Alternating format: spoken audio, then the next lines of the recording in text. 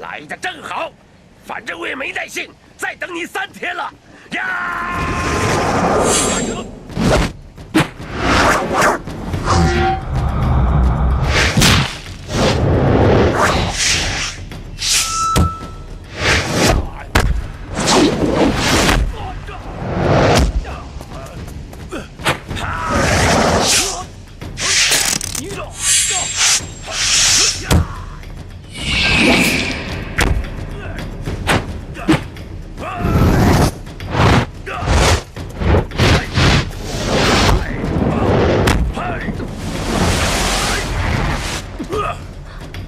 还不用绝招！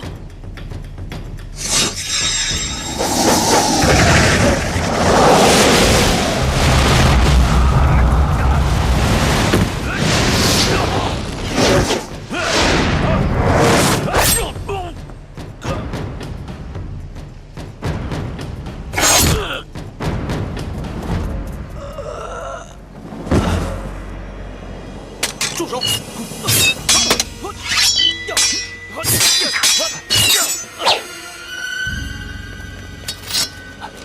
大师，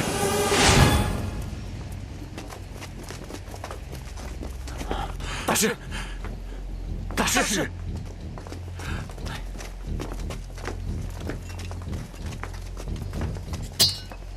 怎么，黄河大侠也想争当武林盟主吗？铲除魔教，武林中人责无旁贷。王某今天就是要争做这个武林盟主，号召天下的武林侠士，彻底剿灭你们。那是你一厢情愿罢了。你有没有福气当这个武林盟主就不一定了。不过我倒是乐意，你这个蠢材做这个武林盟主。休得放肆！黄河大侠可否答应我一件事情？如果你真的当了盟主，我希望能和你打一仗，决出胜负之后，全天下武林都要听命新盟主，不可再有什么不满和挑衅。你好像能做武林盟主一样。好，我答应你，一战定江山。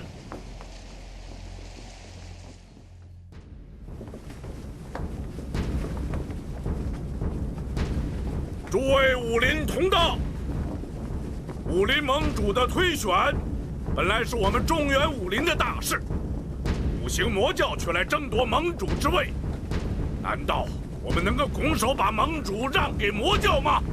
绝不答应！绝不答应！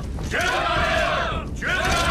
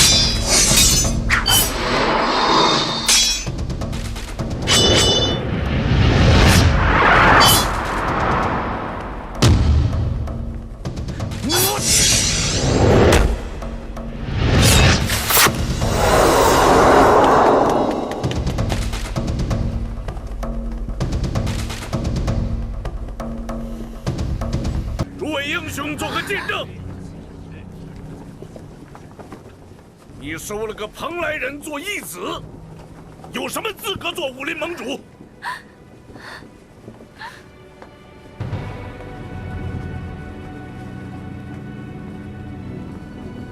宝玉，你愿意吗？只要杀了呼延大藏，我什么都愿意。范宝仪。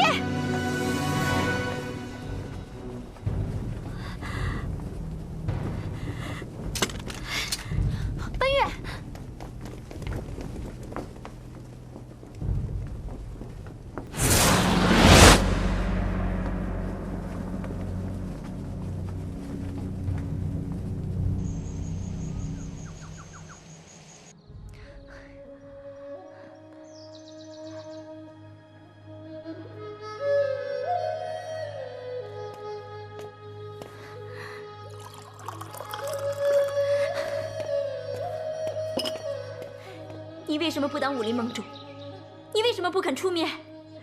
如果你肯出面，天下就不会这么乱，武林盟主也轮不到王颠来做，宝玉也用不着替他去跟呼延大藏比武，他也用不着把珠儿许配给宝玉。你到底是怎么想的？奔月，你冷静一点儿。我能冷静吗？宝玉都要娶别人做老婆了，我怎么冷静？我知道你很不开心，我也很失望，我对这个江湖非常的失望。说什么武林豪杰，晴天和顽石身为少林和武当的掌门人，为了一时之气，竟然大打出手，结果令2个门派两败俱伤。那又何必呢？为什么他们那么鲁莽？因为江湖之事实在太难预料了，在江湖里面的感情一样是很难预料。奔月，我们也是一样，可以回到船上去住，过我们无忧无虑的生活，好吗？你别跟我讲这些大道理。那你为什么不阻止王爹把珠儿嫁给宝玉？这个你总能做到吧？是不是我不再叫你爹了，你就不管我的事了？奔月，你不能够这样说话，侯爷他是有难处的。你把我当不当你爹并不重要，我永远都把你当我女儿。我不想让你受伤害，听我的话，回去吧。不，我要跟宝玉在一起，死也要跟他在一起。奔月，我们心里也很难受，谁也没有想到，王天为了不让呼延大藏跟珠儿在一起，会做出这样的安排。依我看呢，方宝玉那个小子就不是个东西，他自己怎么就不拒绝呀？这种事情别人插得上嘴吗？夏蝉，行了。方宝玉是他外公白三空养大的，在这个时候，他什么条件都会答应。我不想因为你们的鲁莽，害了你们一生。因为我是你爹，我不想我的女儿因为这个而受伤害。听我话，跟我回去。那说明宝玉的心里面根本就没有奔月。夏蝉，你少说2句就不行吗？本来就是嘛。奔月，你别着急，宝玉是不会跟珠儿在一起的。你怎么知道？不行，我要去问宝玉，听他亲口告诉我，到底是怎么回事。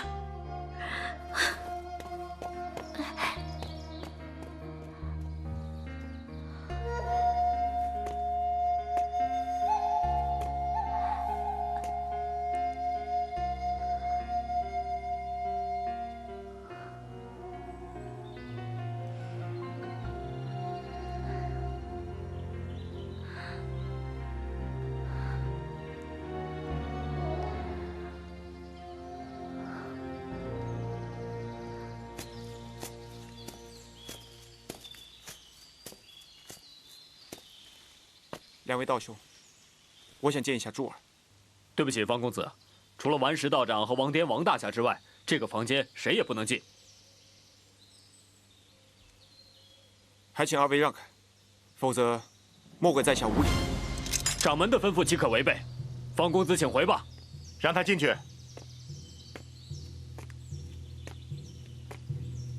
你们退下吧。胡师兄，这有什么事情我负责。是。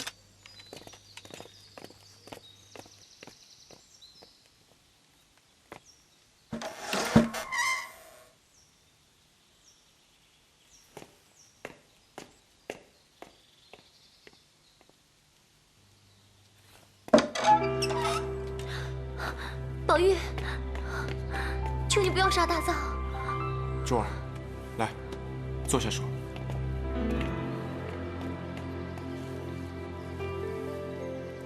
你真的喜欢那个呼延大藏？我什么都没有了，他是我唯一活下去的希望。你不明白？不，珠儿，你不应该喜欢他。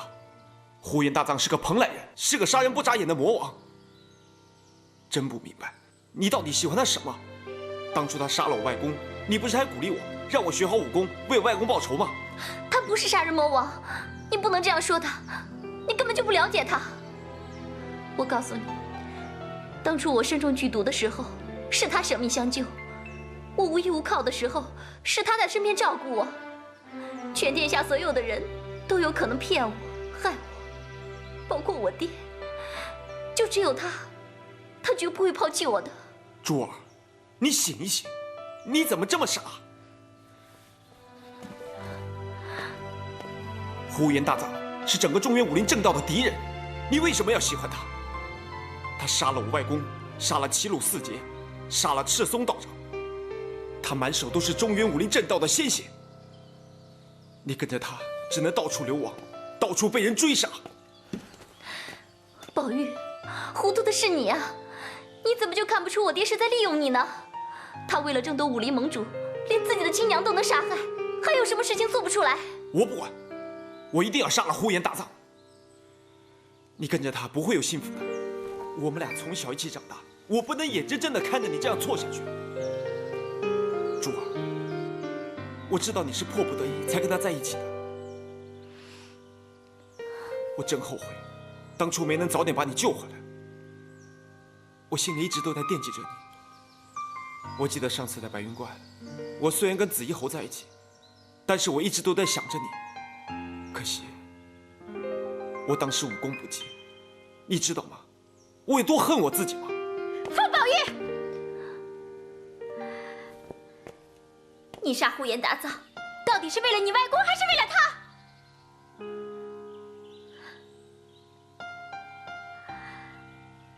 在白云馆的时候，你心里始终想的是他，是吗？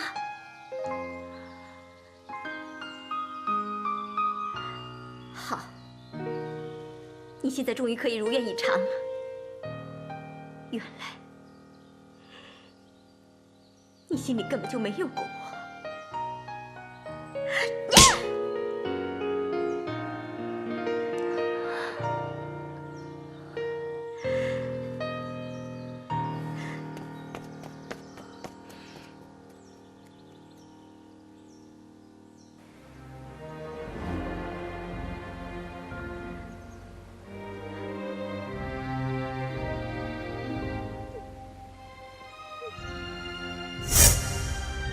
珠儿，我知道你是迫不得已才跟他在一起的，我真后悔，当初没能早点把你救回来。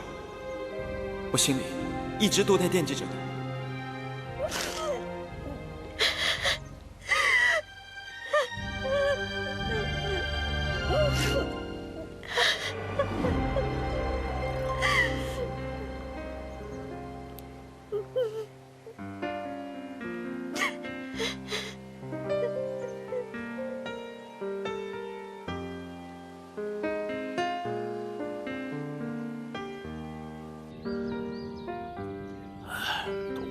一时冲动，难为了少侠。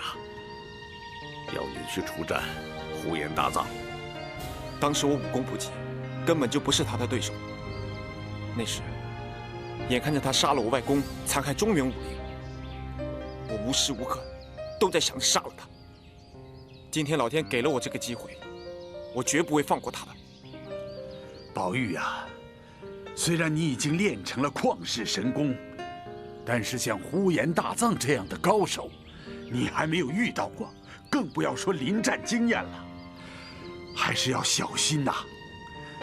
今天我们来找你，就是想考考你的武功。多谢各位前辈的鼎力相助。你要小心迎战，我不会手下留情的。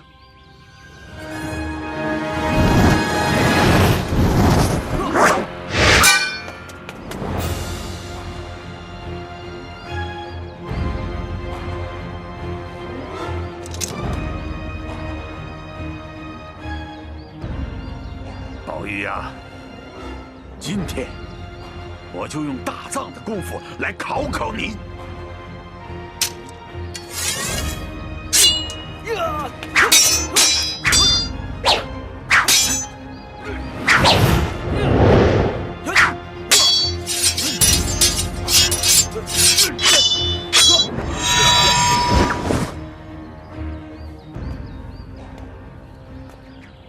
金兄果然是天下第一剑客。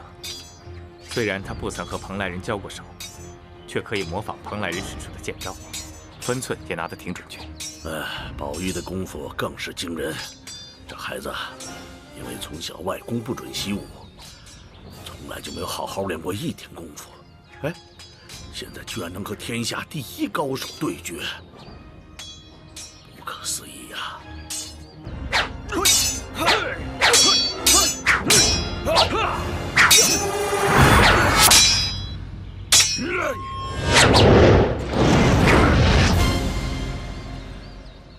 宝玉啊，你这样是绝对赢不了对方的。你现在手上只有这套君子剑法，在剑招上是绝对赢不了那呼延大藏的。那我应该怎么办？你现在完全用戒日神功来护体，这种方法虽然能够自保，却完全不能攻击对手。只有将戒日神功和君子剑糅合在一起，才能利用你内功的优势，来击败对手啊！我知道。啊，蓬莱人用的绝招叫做厌反，你可要小心呐！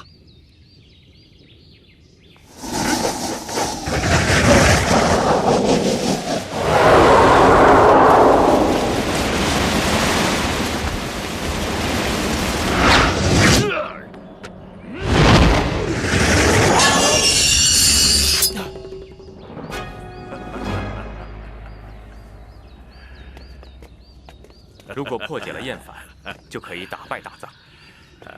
你要记住啊，一定将戒日神功和君子剑融汇到一起，才能够取胜啊！宝玉知道，有了宝玉的神功，就一定能让呼延大藏束手就擒。王大侠，有件事情，希望你一定答应我。走，我们到里面去说。走。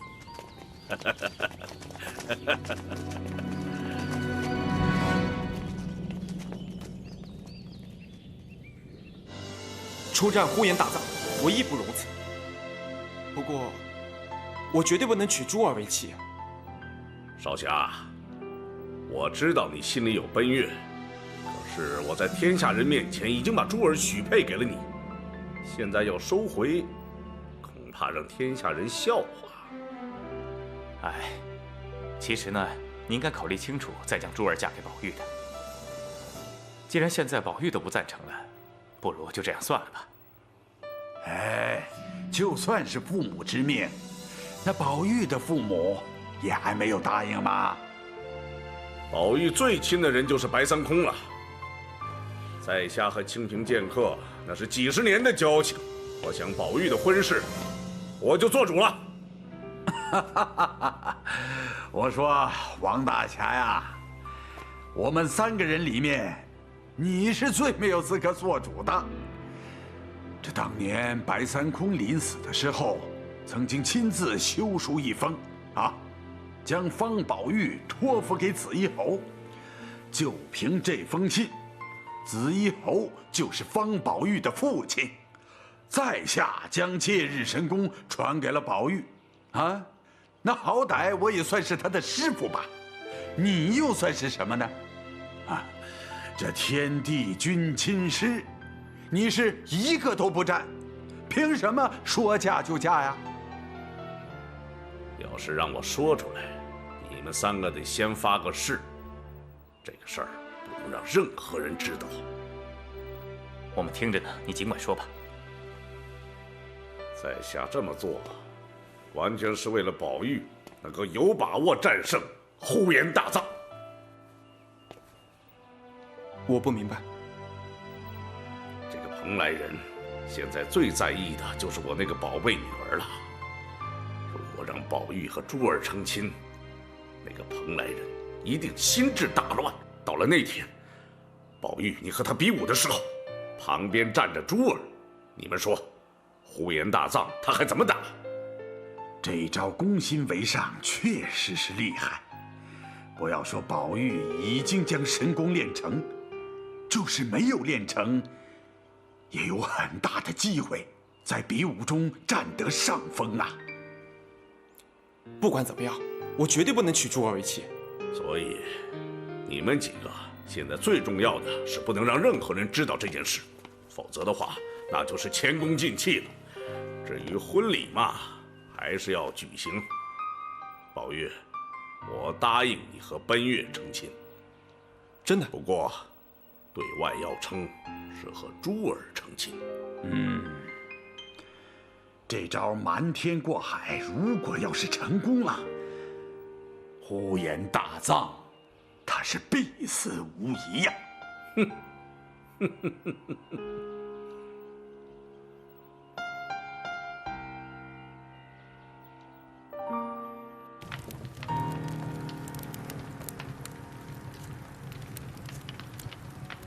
我已经见识过方宝玉的武功，绝非一般的武林高手可比，甚至在紫衣侯、金祖阳等人之上。我担心这场比武啊。上次在白云观，他根本没什么武功，这次相遇完全不一样。难道他学了什么巫术？可能是因为他天赋秉异吧。小的时候，大家都认为他的骨骼和体质，天生就是练武的料。而且他又聪明异常，什么东西一学就会。后来又有了这段奇缘，所以可能才有了现在这样的身手。你为什么那么了解他呢？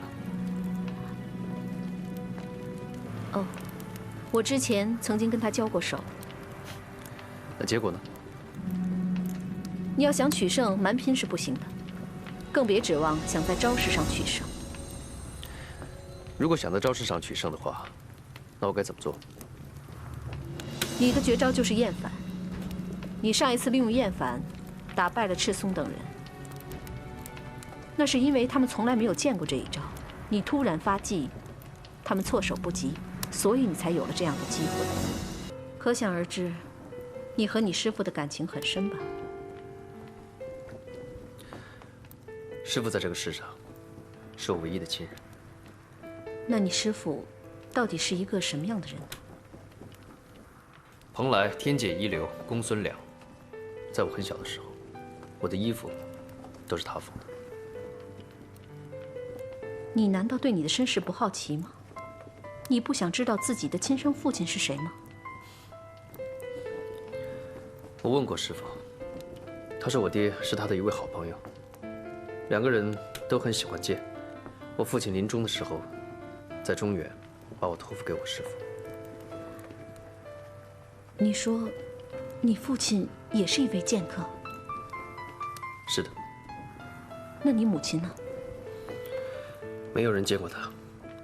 师父说，认识我爹的时候，我母亲已经不在了。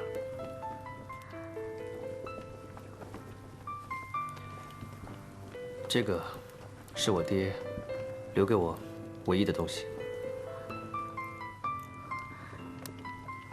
能让我看看吗？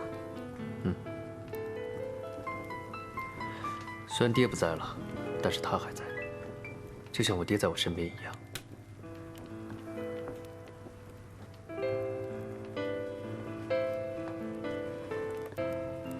你师父说这个真是你父亲的？师父说的。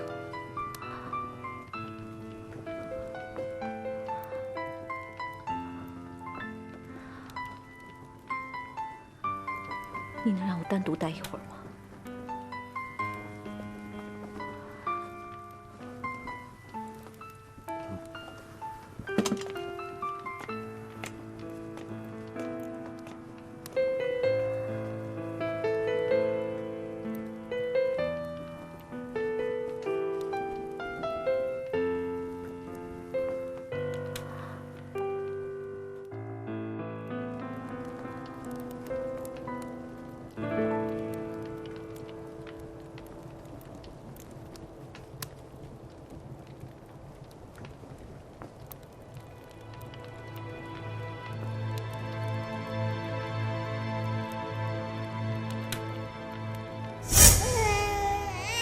燕珠，让你受苦了。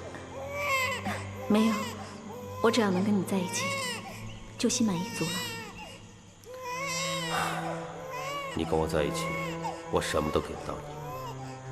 但你放心，我一定会让你过上好日子，让你衣食无忧。飞腾，你知道我要的不是这些。我知道，可为了我们的孩子，我也必须这么做。孩子，你来到这个世界上，爹什么都给不到你。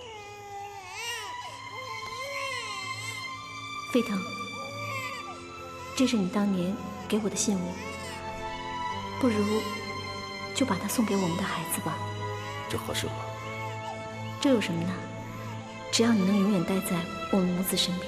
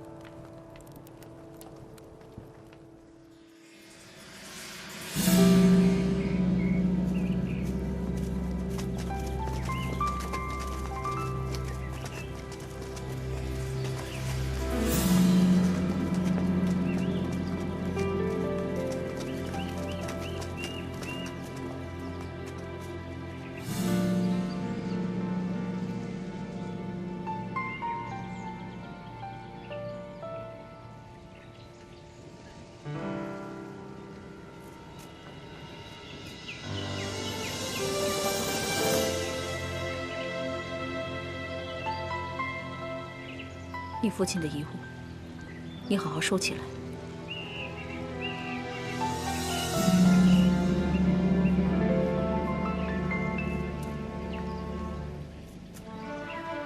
生母，是不是有什么事？你是不是认识他们两个？你师父常到中原找寻冥剑。是啊。他说过，传说中有9大冥剑，他已经得到2把，但在他死之前，还念念不忘要找到其他几把，所以我来到中原。那你知道那2把冥剑的名字吗？干将、莫邪。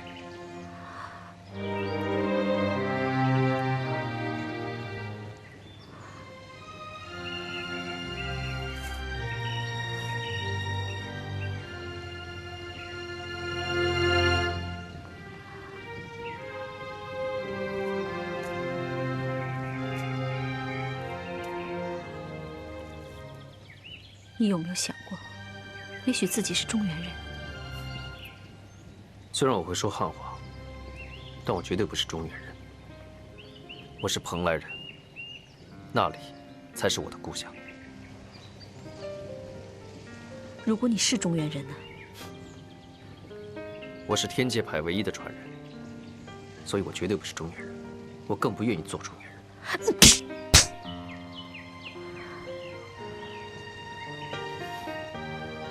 我始终就没变过。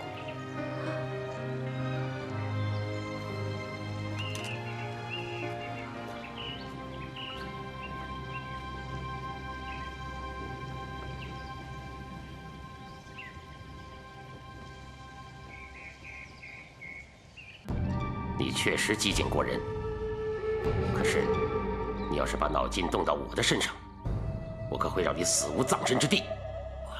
在下万万不敢呐！不敢？哼！我看你正想这么做呢。在下真的没这个胆子。那我问你，方宝玉和大藏比武之事怎么解释？哎，宝玉现在的武功，那都在我之上了，连醉鬼金祖阳和侯风都不是他的对手。他和大藏比武，那大藏肯定是必败无疑啊！宝玉是我从小带大的，我从不教他一招半式，就是希望他用心读书，永远不要介入武林的恩怨。当初之所以要把他托付给紫衣侯，就是因为此人总是逍遥海上，离中原很远很远。谁知道啊？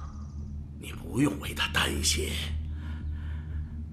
宝玉这孩子是受了点苦，可是他练就了世上罕有的神功，这不是可喜可贺的事吗？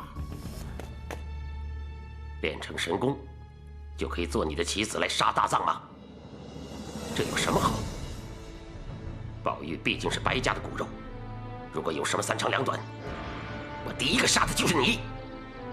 你放心吧，宝玉和大藏比我，宝玉一定能胜。我利用我那宝贝女儿，让大藏心神不宁，到时候那大藏就一定会败在宝玉剑下了。如果那个大藏死了，白水圣母会答应吗？他肯定会来找宝玉寻仇的。太有，我什么时候说过让大藏死在宝玉手上啊？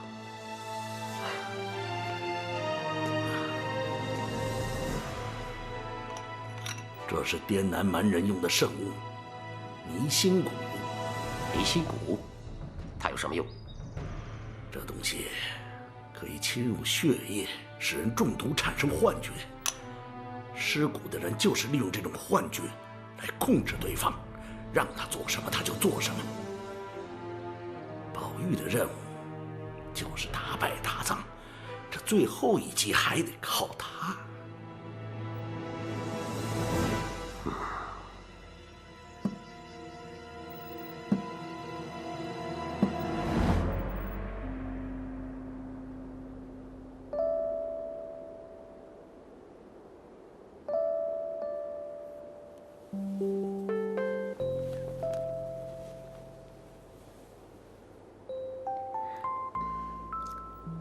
珠儿，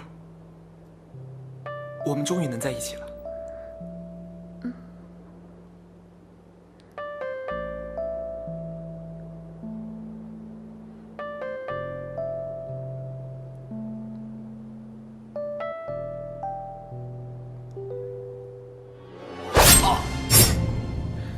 宝玉，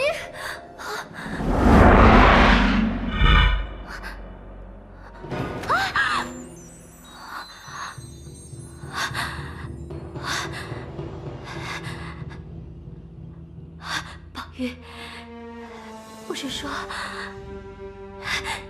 你不喜欢珠儿的吗？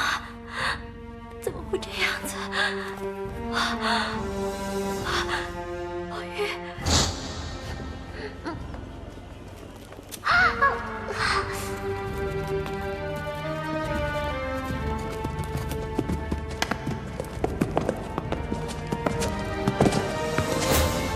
我就将小女许配给宝玉，诸位英雄做个见证。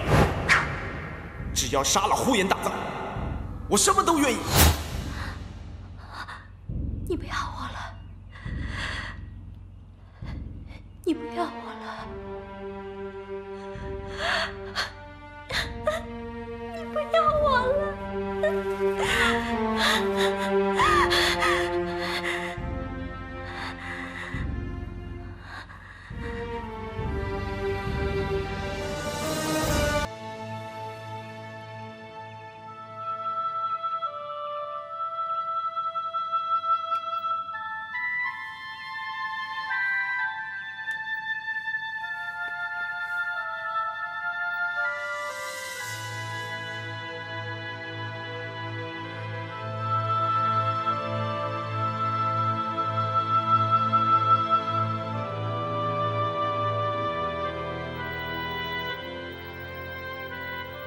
疼吗？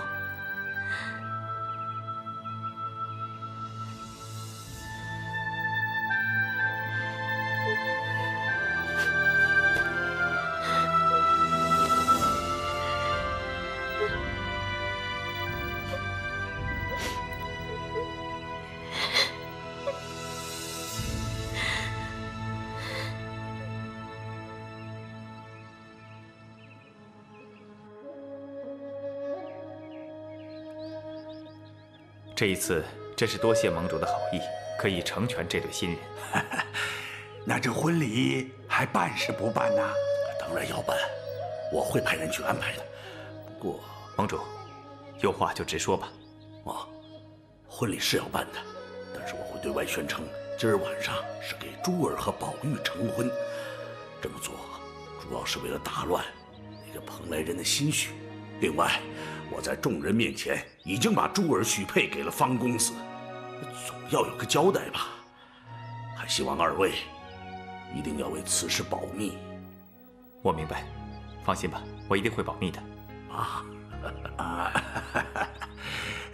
只要是有酒喝啊，我肯定什么都不会说的。不过我担心珠儿会有什么不妥。这个不用担心，我女儿那边的事，我自有办法解决。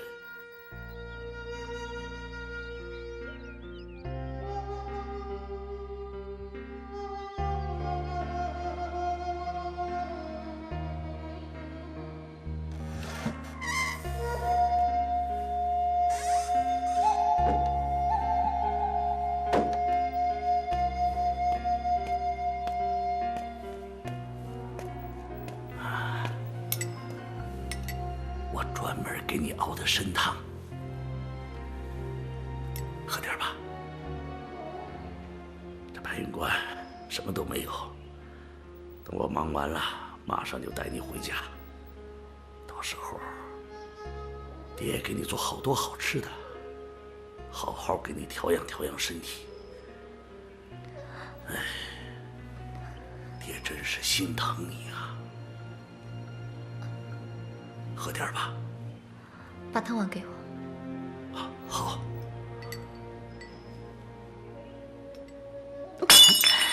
你亲手杀了自己的娘，我没有你这样的爹呀！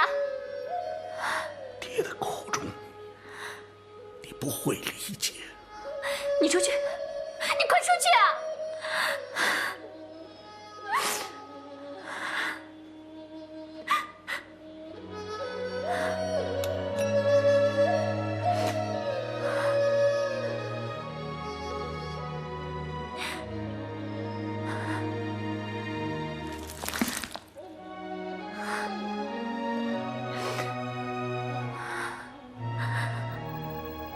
有什么事就说一声吧，你好好歇着，外边有人伺候着。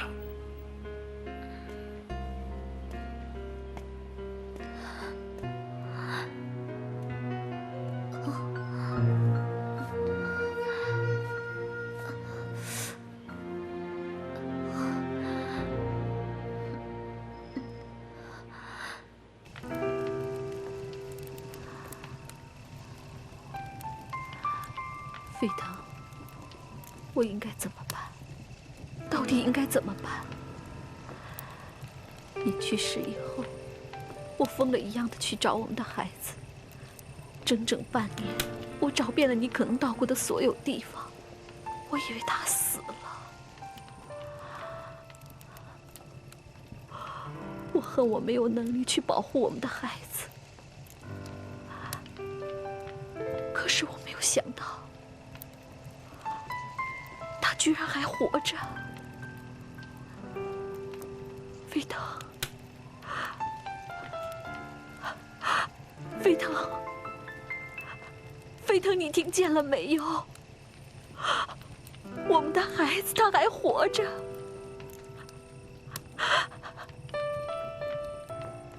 可是明天他们就要方宝玉和他决斗。他们要刺激大藏，他们将大藏喜欢的人许配给了方宝玉。可是你知不知道，宝玉他也是我的孩子，他也是我的骨肉，他是大藏的亲兄弟。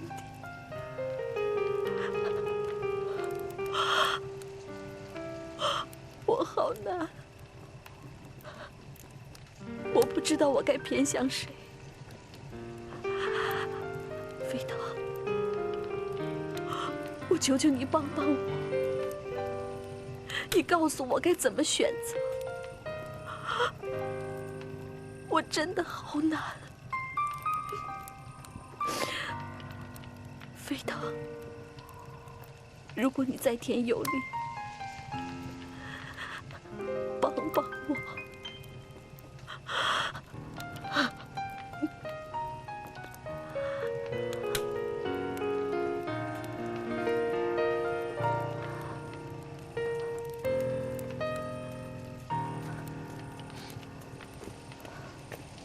启禀圣母，什么事？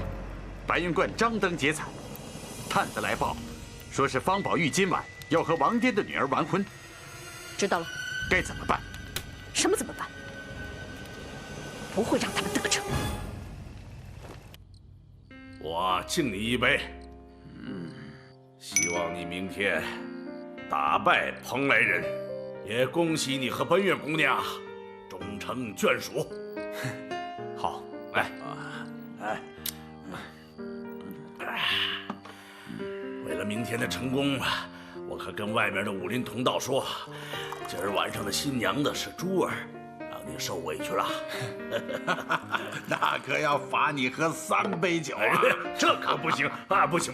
你知道外面有多少人嚷着要进来敬酒，都被我给挡回去了。那些道士我都没让他们进来。结果弄的那些武林群雄啊，抓住我不放，非要拼着命的给我灌酒。来，喝一杯。来啊！来。奔月交给你了，我也算了了一桩心愿。能和奔月在一起，那是我的福气。侯爷您放心，我一定会好好待他。我知道你一定会。明天是中原武林扬眉吐气的日子，来，干杯！啊，来，喝酒，干！来，满上！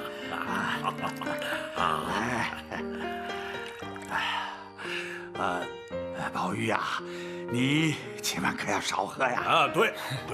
金大侠，您放心，我不会多喝的。宝玉，你必须知道，你一定要将戒日神功融入到君子剑法，才有机会击败那大藏。这一点，你还是不太熟练。金兄说的对啊，其实你的临战经验不一定比那个蓬莱人多。如果你想赢他，一定要用内力去压住他，这样才会有机会。我知道。宝玉啊，这把剑借你明天杀敌。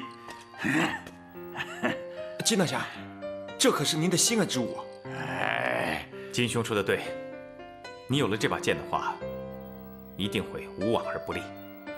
留在我身边，我早晚拿它换酒啊！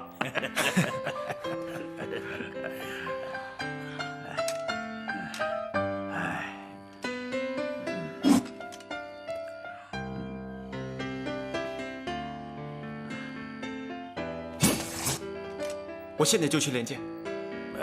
这是你的新婚之夜，我看就算了吧。是啊，怎么着也得先见见新娘子再说嘛。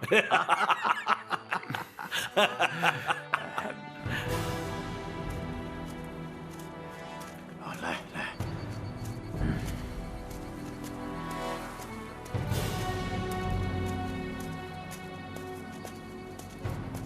好，看，侯爷，你看，就是这里。金兄，带我来这里有什么用意？侯爷呀，你还记得几天前白云观警钟大作的事情吗？我记得，当时我在大殿之上，我还知道当时白云观被那个土龙子袭击。不过幸好武当弟子训练有素，尽管不是在武当山，但在非常之时他们很机警，所以就发现了。这事情并没有那么简单呐。你看看这里。这里，这切口很平整。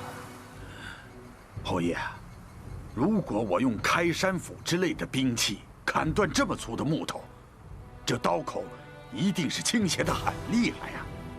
可是你看，这么齐的切口，一定是用非常薄的兵刃，比如像是长剑一类的兵器啊。没错，如果是用长剑的话，那此人的武功可以说是深不可测，一定要做到人剑合一，才能有这个效果。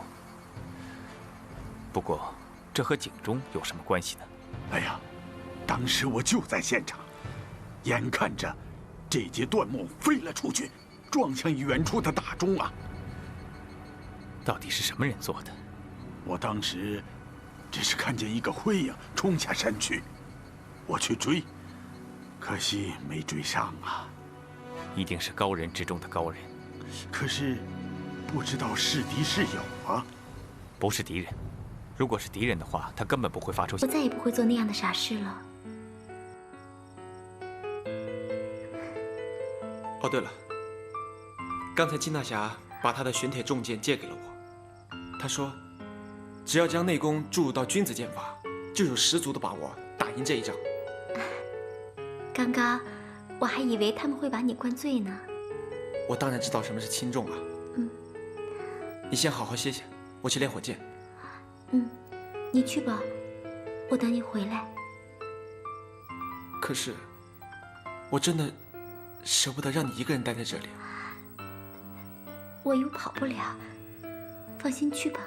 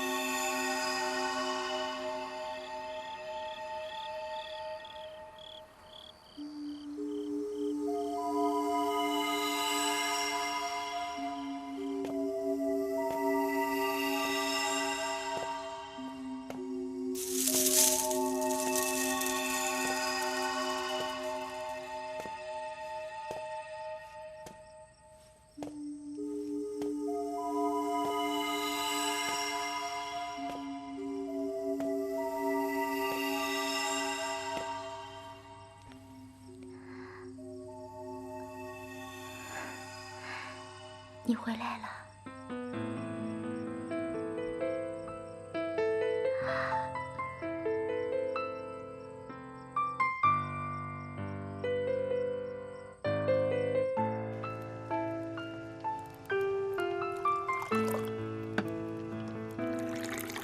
来，祝你明天马到成功。喝了这一杯，明天的比武一定会成功的。什么都没有，一心想着帮师傅找剑，所以每次出手的时候，都是带着同归于尽的想法，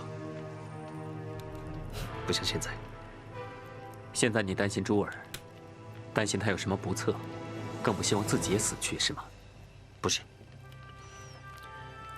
我死了无所谓，但没人照顾珠儿。怎么，男人们喝酒也这么沉闷吗？圣母，明天的比武，明天的比武，我们有90%的把握取胜。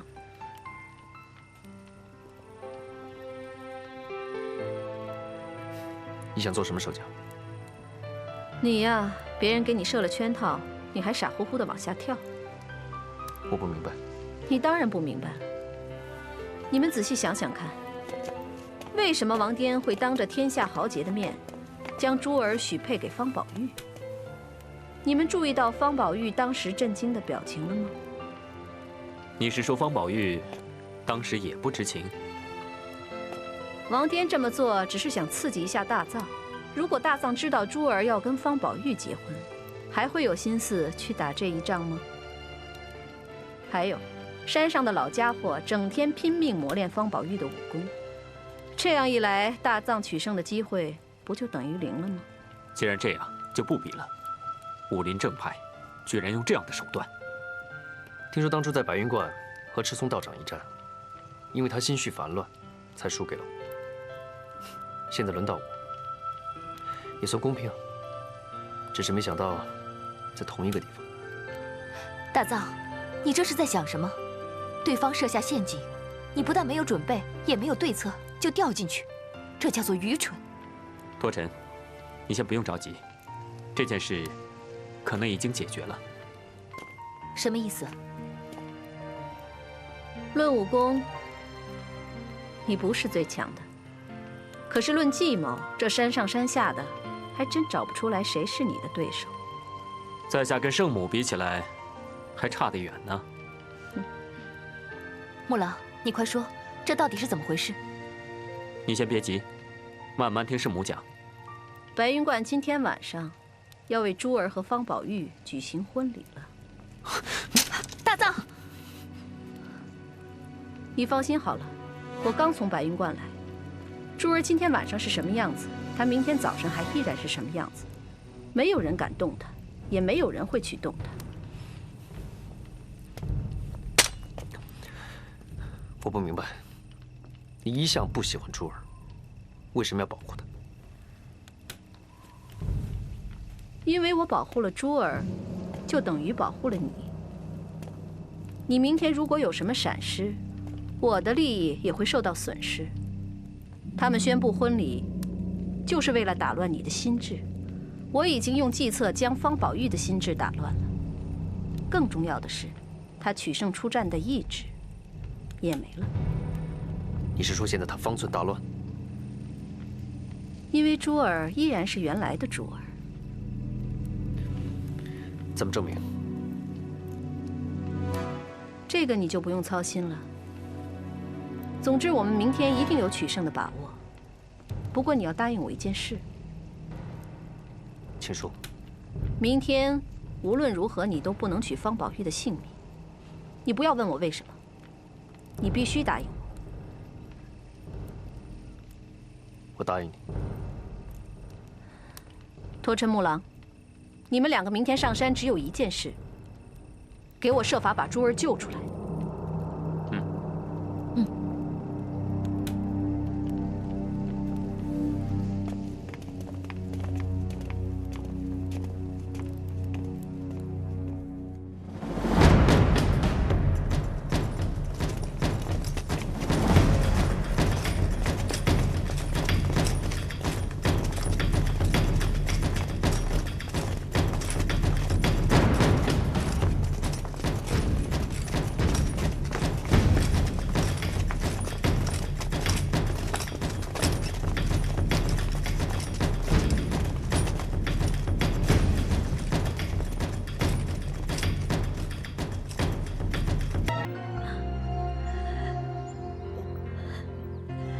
你说你要练剑，我担心，我害怕，我怕你死在大藏手上。可你为什么跑到他这儿来？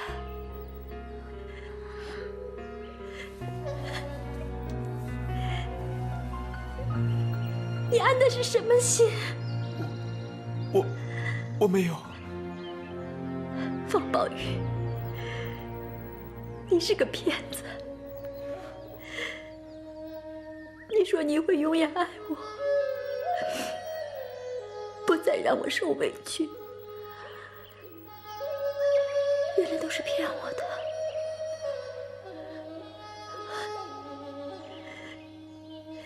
你是不是对他也说同样的话？那你为什么不去娶她，反而要来假惺惺的娶我？我没有，我不知道，我什么都不知道。我知道了，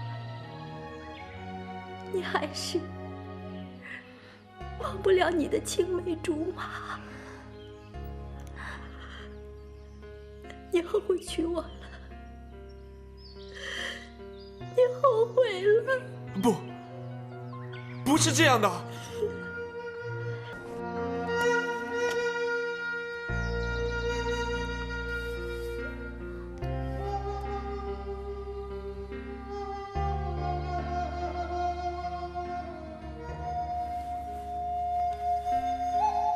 你们两个好好照顾他。是侯爷。发生了这样的事情，你到底有什么打算呢？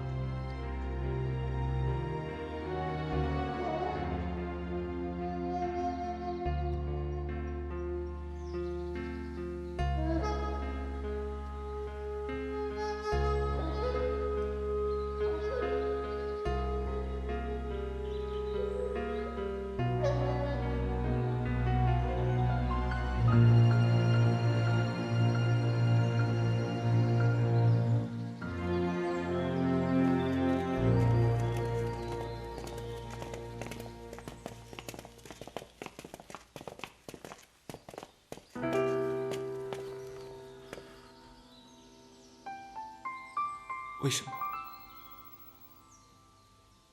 你们说，这是为什么？怎么会变成这个样子？我到现在还没理出个头绪来。为什么洞房里的奔月，却会变成了珠儿？明明和我结婚的是奔月。为什么我会在珠儿的房间里？是啊，这事儿就更奇怪了。哎，宝玉，你再好好想想，昨天晚上我什么也想不起来。为什么会发生这样的事情？而且珠儿为什么会变成这样？她为什么要杀大藏？他不是一直都爱着大藏吗？难道说他听了我的话，他后悔了，他不再爱他了？几位，依我看来，珠儿好像是被人下了毒，才会杀大藏的。侯爷，何以见得？珠儿走入广场的时候，双目朦胧，目光凶狠。诸位行走江湖多年，想必也都知道，这种症状就是中蛊之象。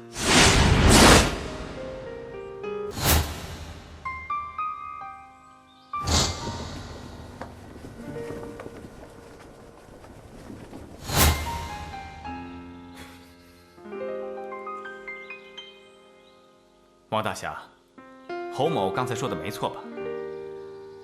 侯爷，你这话是什么意思？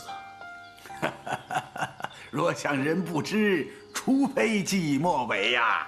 金大侠，听你这话的意思，是我王某往自己的女儿身上下毒了？王大侠，明人不做暗事。紫衣侯、金祖阳，你们在这里说话一定要注意一点。王大侠作为武林盟主，怎么会做出这种事呢？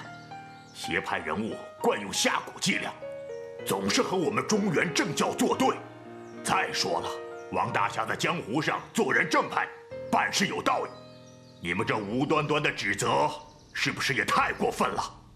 对，这种事情最好拿出证据来。啊，这就是证据。这是只有在滇南黑云洞才有的陶罐。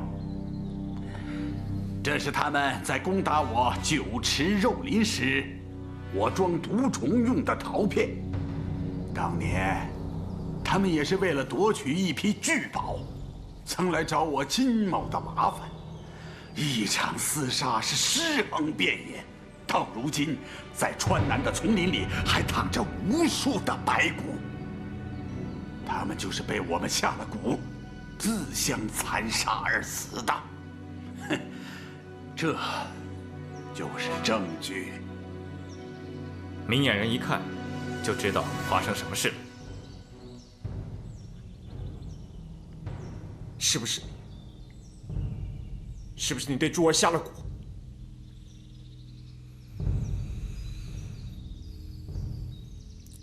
我王某能够得到各地武林人士的垂青，推举为武林盟主，感到十分荣幸。虽然是义不容辞，可确实是有违我独往独来、与世无争的个性。盟主侠义心肠，路人皆知。盟主肯为武林放下坚持，实在是武林之福啊！这几天，白水宫五行魔教肆无忌惮地驻扎在山下，搞得武林上下人心惶惶，坐立不安。我也是前思后想，只能在情和义上选择其一了。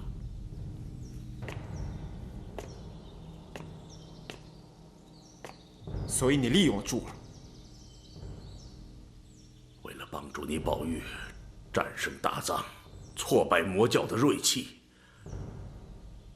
我往珠儿身上施了蛊，刀上喂了毒，就是想让他一刀毙命。而大藏伤不了珠儿。你为什么要这样做？我这样做是为了天下武林的安危。别说是牺牲一个珠儿，就是搭上我这条命也在所不惜。哎呀，这就是人们常说的“我不入地狱，谁入地狱”嘛。黄河狂侠被人陷害，那你告诉我，是谁陷害的你？怎么陷害的？我不知道，但我肯定，我看到的人是你，绝对不是珠儿。我发誓，我向天发誓，我看到的人是你，绝对不是珠儿。你相信我，你一定要相信我。我怎么相信你？你让我相信，是我喝醉了，是我看错了，还是你被迷倒抬到珠儿床上？你让我怎么相信你？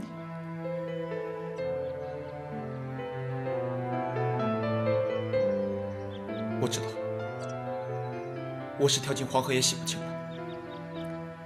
等我把珠儿救出来，再当面向你解释。到了这个时候，你还想着他？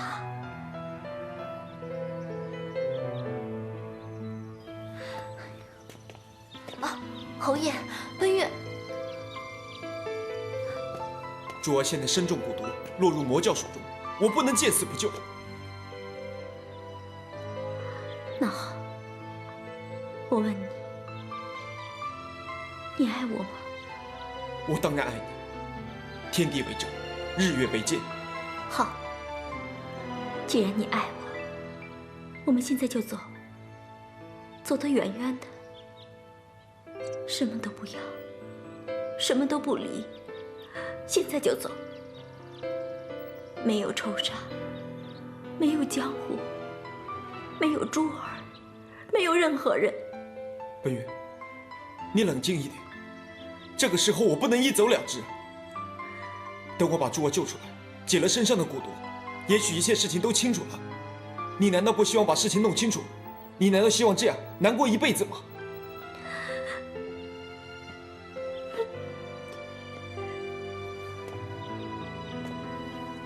文月，宝玉说的没有错，你要冷静点。我怎么冷静？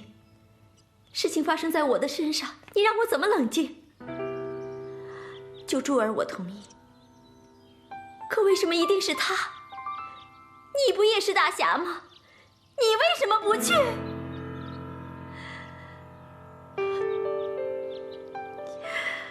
我问你，你是要去救珠儿，还是跟我走？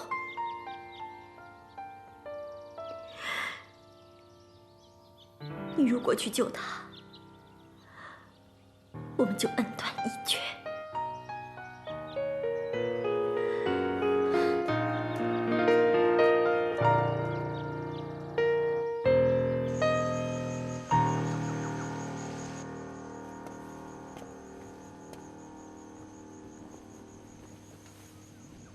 起来，快点起来啊！珠儿，你怎么会对大藏下这么狠的毒手呢？我不记得了，我控制不了自己，我都不知道发生了什么事情。大藏，他中了蛊毒，可能被别人利用了。蛊毒？多半是白云观的人干的。他们知道方宝玉打不过大藏，所以就派珠儿来刺杀大藏。中了蛊毒的人，行为和思想完全被别人控制，自己什么也不知道，就好像一个完全听命于人的木偶。所以失去记忆的事情常常会发生。我看珠儿已经完全忘记发生的一切。这些卑鄙小人，无耻之徒！这笔账，白水宫一定会跟他们算清楚。圣母，属下以为我们应该大举攻山，把所谓的名门正派一网打尽。就凭我们现在的力量，完全可以消灭他们。到时候，我们五行神教称霸武林，就可以成功了。千万不可！现在是我们受创，而且已经选出了武林盟主。抛开武林各派不讲，单说是金祖阳和紫衣侯，就够我们对付的了。白云观虽然有很多高手，但是和我们训练有素的队伍比起来，相差很远。我们不和他们单打独斗，只要调度有方，我们就可以把他们全部歼灭。这不可能。如果没有选出武林盟主还好说，但是现在情况不一样了。他们有了统一的号令，就更难对付了。金祖阳和紫衣侯，他们都是置身事外的人，一般情况下是不会帮武林正派的忙的。如果我们攻得紧，那就很难讲了。而且，现在大藏身负重伤，我看还是先退吧。好，就照木狼说的办。你们马上准备撤回白水宫。圣母，此刻正是剿灭少林和武当的好机会，我们不能因为这一个人而改变我们的全盘计划。你如此鲁莽，我们如何能成功呢？这个蓬莱人身中剧毒，已经无药可救。他一个人的性命可以不要，但是我们五行神教称霸武林的大势不能改变。你说什么？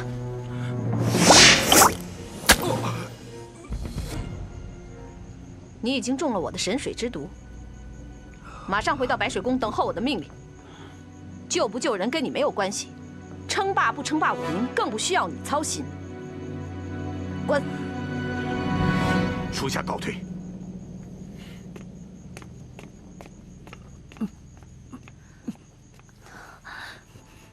大藏，大藏，再这样下去，大藏就会命在旦夕的。我们到底该怎么办？现在当务之急是赶快离开这儿，找个落脚的地方。我想白云观里一定有人知道如何解大藏身上的毒。如果我们就这么走了，恐怕大藏会更加的危险。现在白云观里能救大藏的只有他了。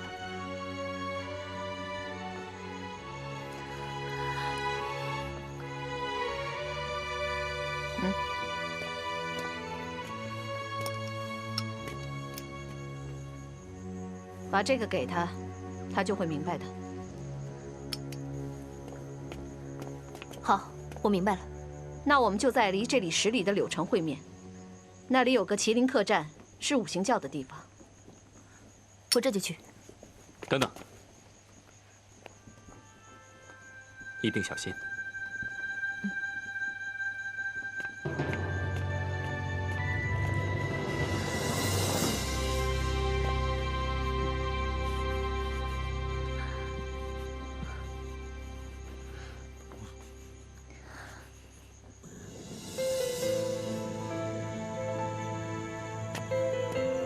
夏晨，侯爷，奔月怎么样了？小点声，他睡着了。我们等进度。白水圣母毕竟是邪教，所以你们要小心一点。我曾经救过木狼神君和脱尘，他们两个只是因为一时无奈才投身白水宫，所以我想劝劝他们帮我一个忙。不过万事要小心点，不可鲁莽。是，不过我怕一时难以发现他们的行踪。其实那个地方很接近他们的营地，也是擎天大师和大藏交手的地方。你朝着那个方向去的话，应该没有问题。宝玉啊，你虽然武功高强，但终究涉世未深，遇事可需要小心呐。宝玉知道。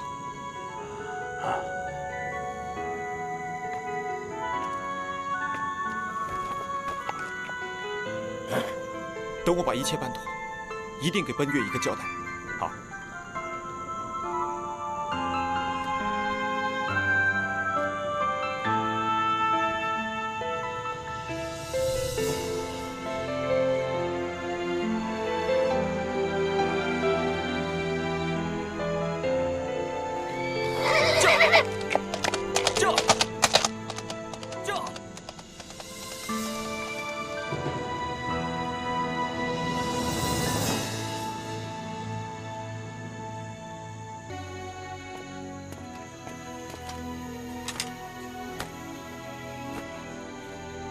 路上小心。我们知道了。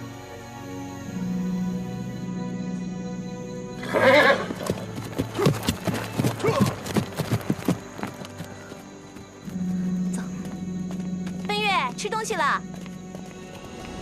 奔月，啊，奔月呢？不是一直在里边吗？车夫，请问这里面的姑娘呢？她好像往那边去了。你为什么不拦着她？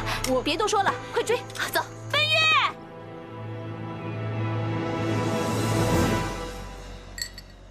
你怎么老是不听我的劝告呢？我都警告过你多少次了。我跟你说过，跟他在一起，你不会有什么好结果的。看看你，搞成现在这个样子，多傻呀！我为什么会在这儿？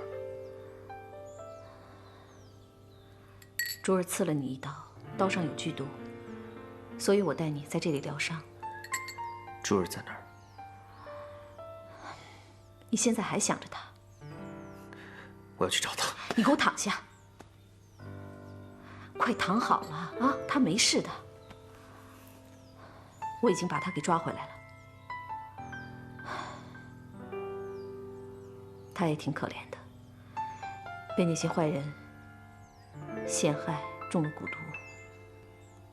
珠儿中了蛊毒。中了蛊毒的人就会丧失理性，被施蛊的人控制，去做一些违心之事。你一时半会儿也不会明白的。再说，你现在这个样子，怎么去看他呀？他会不会有生命危险？你担心自己行吗？你放心好了，脱尘啊，已经去找解药了。我相信他一定会有办法的。这麒麟客栈是我们五行教的客栈，你在这里会比较安全。我带你在这儿待几天，然后再回去。为什么要在这里？这麒麟客栈呀，它地处在柳城比较偏僻的角落，在这里养伤比较合适。在这个不远的地方有一处望崖，风景特别好。我要是没事的时候，我都来这儿小住几日，来欣赏欣赏这里的风景。你是怕我的伤受不了路上的颠簸？我的伤真的很严重吗？没有，你不用担心。大藏，你放心，这柳城大大小小药不中的灵药，我一定都会给你买回来的，不会有事的。你一定不会有事的。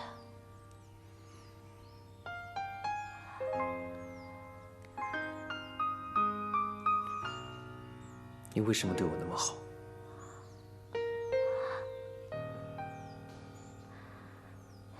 你先休息一下，我等会儿再来看你。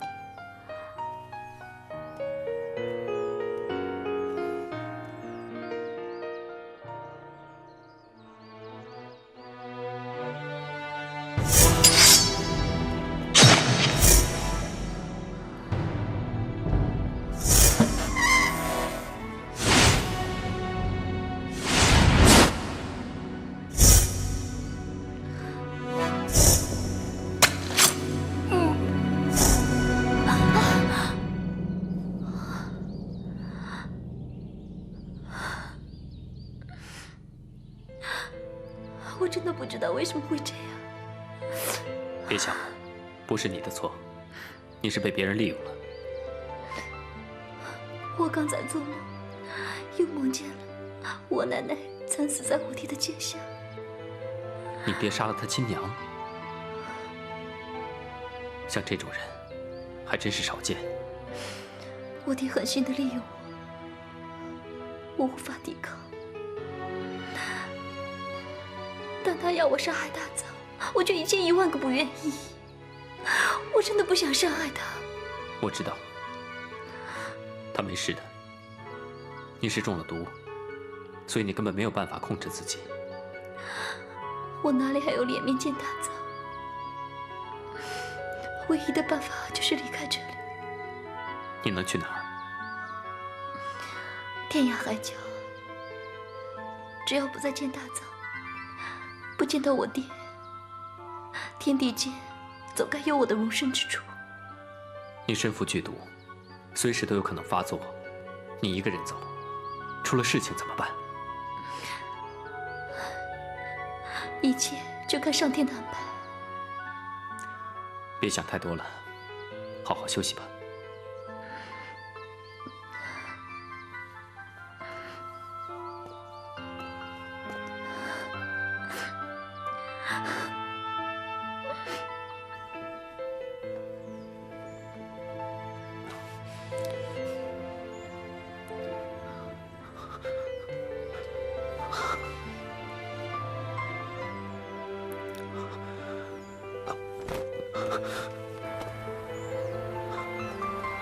哎，大藏，你要去哪里？珠儿在哪里？我想见她。你知道你的伤有多重吗？而且你的伤口刚刚上过药，你要见她跟我说就行了。她在隔壁。哎，大藏，大藏！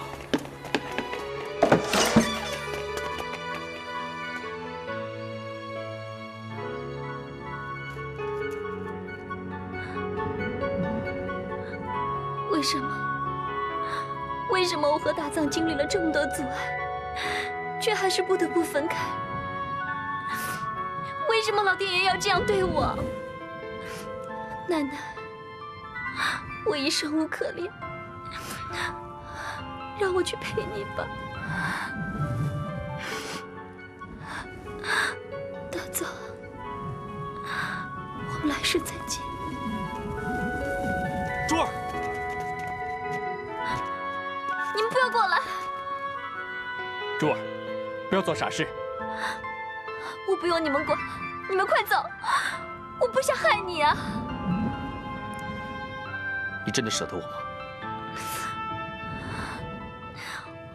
我被爹软禁的这些日子，度日如年，寝食难安，没有一刻不想着你。没有你，我根本不想活在这世上。我又何尝不是呢？我天天想着把你救出来。但现在不可能了，我们没有将来了。没事的，只要你蛊毒一解，就没事了。我根本没有脸面见你，我已经不是清白之身了。我没怪过你，我从来没怪过你。这已经不重要了。全天下的女子都想把自己献给最心爱的人，如果不能，就是不贞不洁，不清不白。根本就无地自容。我不管，只要能和你在一起，我不介意，我什么都不计较，我什么都不计较。珠儿，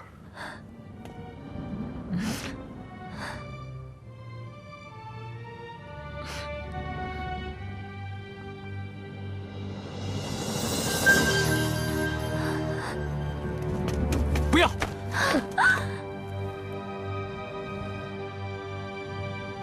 你为什么那么傻？你死了我怎么办？